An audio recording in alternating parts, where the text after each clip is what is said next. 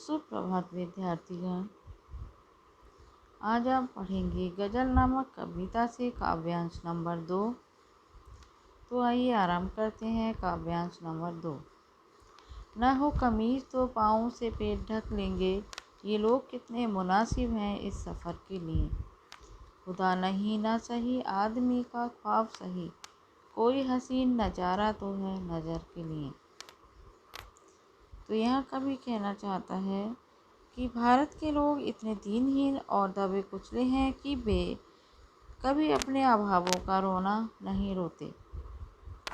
उन्हें पहनने के लिए कमीज़ न मिले तो अधिकारों के लिए संघर्ष नहीं करते, बल्कि वे अपने पाँवों को सिकोड़कर अपना पेट ढकने की कोशिश करते हैं। उनमें विरोध की भावना मर चुकी है।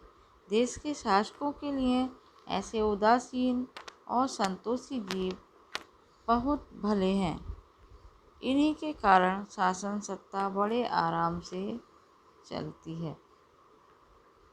आगे कहते हैं, खुदा नहीं ना सही आदमी का ख्वाब सही।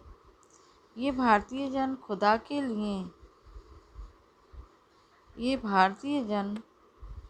खुदा को भी इसलिए मानते हैं ताकि उनके सामने वक्त गुजारने के लिए कोई मनमोहक नज़ारा रहे।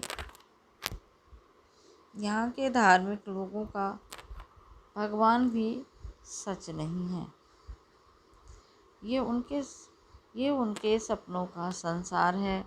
उनका खुदा पर भी विश्वास नहीं है।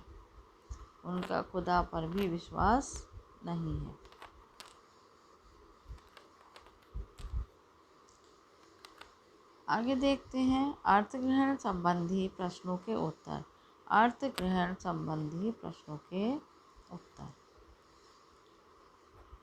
तो प्रश्न नंबर का, पाँवों से पेट ढक लेने वाले लोगों के माध्यम से किन पर व्यंग्य किया गया है। पाँवों से पेट ढक लेने वाले लोगों के माध्यम से किन पर व्यंग्य किया गया है। तो कवि ने यहाँ ऐसे परम संतोषी तथा साधु वृत्ति वाले लोगों पर व्यंग्य किया है जो अभावों में अपना जीवन व्यतीत कर लेते हैं, गरीबी और दुर्दशा को सहन कर लेते हैं, परंतु अपने उद्धार के लिए एक कोशिश भी नहीं करते। कमीज न होने पर पाँव से पेट ढकने की कोशिश करते हैं। एक बार फिर, यहाँ कवि ने ऐसे परम संतोषी तथा साधु वृत्ति वाले लोगों पर व्यंग्य किया है जो अभावों में अपना जीवन व्यतीत कर लेते हैं, गरीबी और दुर्दशा को सहन कर लेते हैं, परंतु अपने उद्धार के लिए एक कोशिश भी नहीं करते। कमीज न होने पर पाँवों से पेट ढकने की कोशिश करते हैं। उत्तर नंबर ख। प्रश्न नंबर ख, इस पद्यांश में किस प्रकार के लोगों पर व्यंग्य है। इस पद्यांश में ऐसे लोगों पर व्यंग्य है जो परम संतोषी, ईश्वर में विश्वास रखने वाले,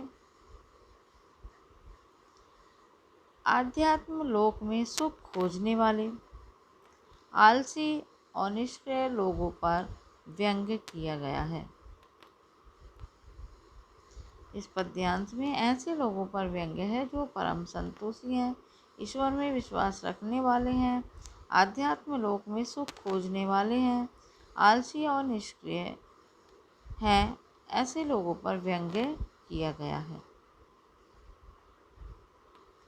प्रश्न अगला, कवि के अनुसार लोग खुदा के अस्तित्व के बारे में क्या सोचते हैं। कवि के अनुसार लोग खुदा के अस्तित्व के बारे में क्या सोचते हैं। कवि के अनुसार भारत के लोग खुदा पर भी ठीक से विश्वास नहीं करते। कवि के अनुसार भारत के लोग खुदा पर भी ठीक से विश्वास नहीं करते। उनके लिए परमात्मा एक सुखद सपना है जिसकी कल्पना करके उनका जीवन आनंद पूर्वक बीत जाता है।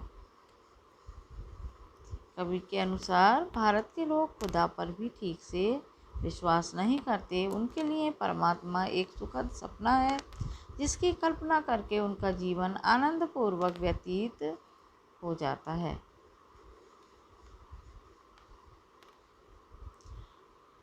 अब छात्रों देखेंगे इसका भाव सौंदर्य। काव्यांश में कवि ने भारतीयों की दबी कुचली आवाज़ और अभावों भरे जीवन पर कटाक्ष किया है। काव्यांश के आधार पर यहाँ की धार्मिकता यथार्थ से मुंह चुराने का एक साधन भर है। इस यथार्थ का मार्मिक अंकन कवि ने यहाँ किया है। इस यथार्थ का मार्मिक अंकन कवि ने इस काव्यांश में किया है। अब देखेंगे बच्चों शिल्प सौंदर्य। शिल्प सौंदर्य में पहला बिंदु है काव्यांश की भाषा सहज सरल है। काव्यांश की भाषा सहज सरल व स्पष्ट है। अगला बिंदु है उर्दू शब्दावली का प्रयोग हुआ है।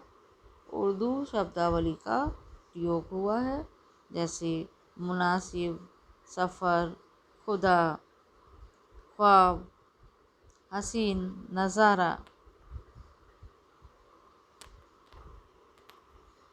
अगला बिंदु है छोटे छोटे स्वाभाविक शब्दों का स्वाभाविक एवं प्रभावपूर्ण प्रयोग हुआ है।